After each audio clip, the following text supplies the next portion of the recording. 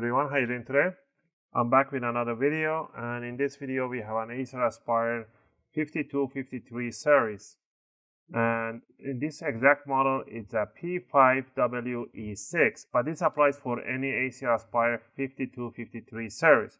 And in this video I'm going to take you on step by step how you can upgrade the RAM and add additional RAM and how many you can actually add into it.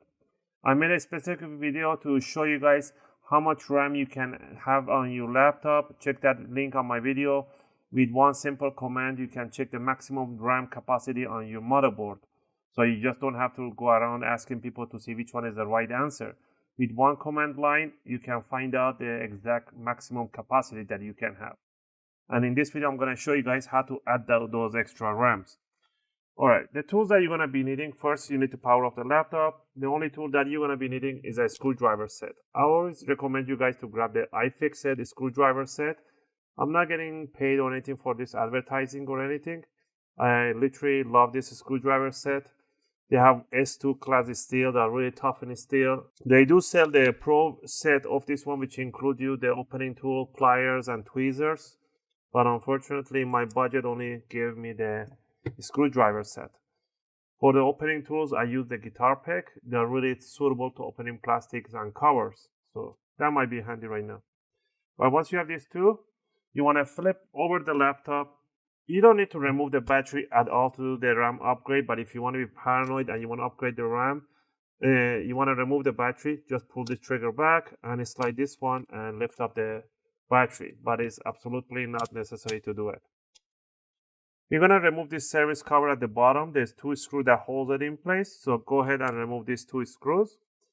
Also, if you like my videos and if my videos helping you guys out to do your own upgrade and servicing, and you want to support the channel, you can do it by just clicking like and subscribe to the channel. I really appreciate it. Once you remove this one, you can put either your fingernail right here and pull it up, but you're going to damage your fingernail. I'd rather use a guitar pick, put it there, and then just yank it up really hard. So it might be really tough. Just pull it out as much as force you got, and eventually it's gonna loosen up the clips right on top. Once you remove the bottom service cover, you got the hard drive and you got the RAM. There's a tiny plastic here. On the RAM, you can realize that you have two RAM DIMMs available, one right there on top and one at the bottom. And this one has only what I believe is a label is, I think it's a 2 gig DDR3 RAM.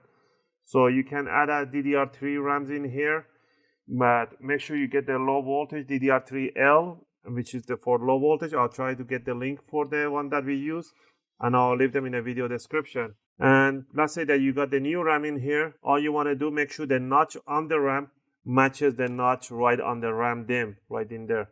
You want to plug it in, bring it down in 45 degrees all the way to the RAM jack, push it towards the jack in 45 degrees, and just in the same position like this. Let me get the angle.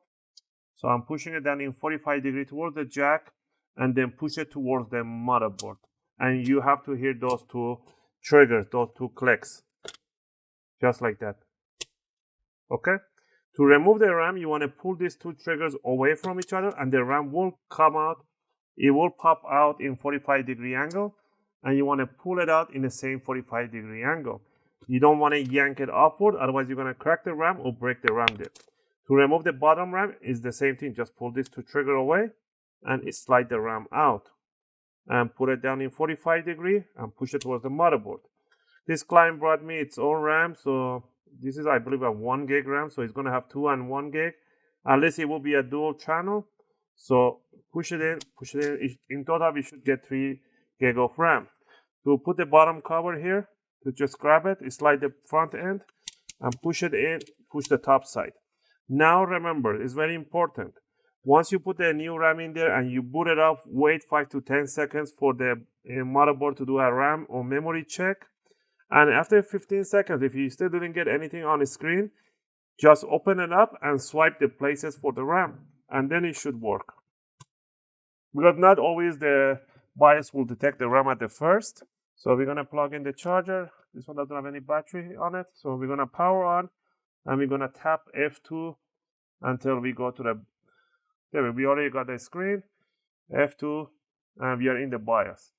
In the BIOS on the main page, it will tell you we got total memory of 3 gig right there. And that should be all. If you guys have any question or request, you know where to leave them in a video comment. And if you like this video, please click that thumbs up button. And if you want to subscribe, I'll really appreciate it. And as always, thanks for watching, and I'll see you guys in my next video.